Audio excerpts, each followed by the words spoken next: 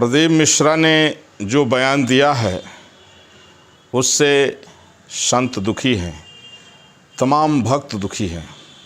ब्रज के कई संतों का मेरे पास फ़ोन आया कि आप कुछ कहिए। अयोध्या से मैं तपस्वी छावनी पीठाधीश्वर जगत गुरु परमहंस आचार्य एवं विश्व हिंदू सिख महापरिषद का अंतर्राष्ट्रीय अध्यक्ष मैं प्रदीप मिश्रा जी से कह रहा हूं कि आप क्षमा मांगिए। आपके इस बयान से लाखों संतों को दुख है, लाखों भक्तों को दुख है। आपने जो बयान दिया है निश्चित रूप से यह अशास्त्रीय बयान है। हो सकता है कि कहीं आप पढ़ लिए हों, क्योंकि बीच में मुग़ल काल में विधर्मियों के द्वारा बहुत कुछ मिलावट भी की गई है, लेकिन आपको सोच समझ के बयान देना चाहिए।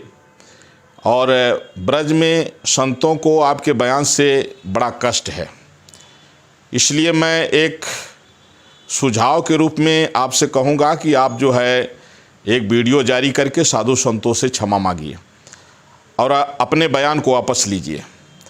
यदि आप नहीं मानेंगे तो फिर आपकी कथा भारत में तो नहीं होने देंगे।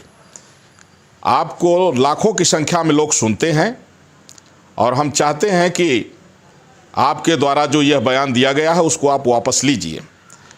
और अगर आप जिद पर अड़े रहेंगे तो ब्रज के तमाम संतों को बहुत कष्ट है और जो बर्दाश्त नहीं किया जाएगा।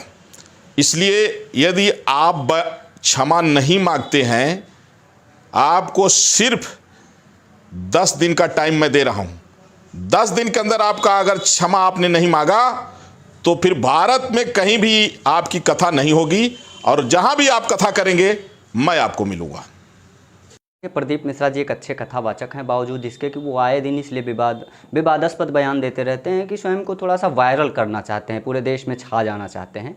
बावजूद इसके कि ऐसा नहीं करना चाहिए। पूर्व में भी उन्होंने वस्त्र को लेकर, महिलाओं के वस्त्र को लेकर आपत्तिजनक टिप्पणी की थी, जो पूरे देश में चर्चा का विषय रहा था। अब राधा रानी जी के विषय में इस प्रकार से बयान देना पूरे सनातन समाज के लिए आहत करने जैसा है।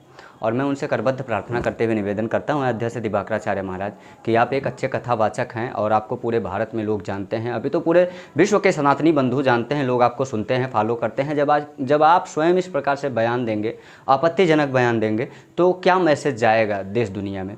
स्वयं आप बुद्धिमान हैं और अपनी बुद्धिमत्ता का प्रयोग करके आप स्वयं विचार करिए, उसकी समीक्षा करिए। पूर्णतः गलत है, ऐसा नहीं किया जाना चाहिए।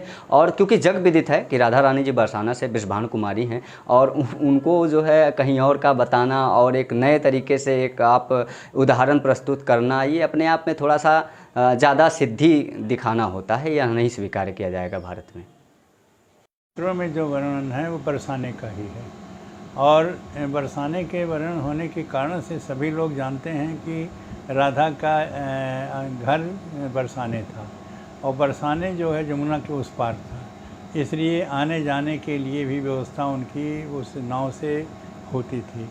तो बरसाने होने के कारण से जहाँ पर वर्षा बराबर हुआ करती थी और जो आनंददायक क्षेत्र है, इसलिए उसको बरसाने कहते थे।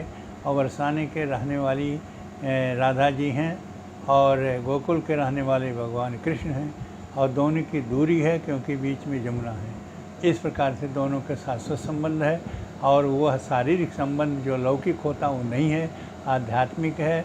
आत्मा के दोनों के संबंध है, और इसीलिए राधा जी के कहीं पर भगवान कृष्ण के पत्नी के रूप में नहीं आता।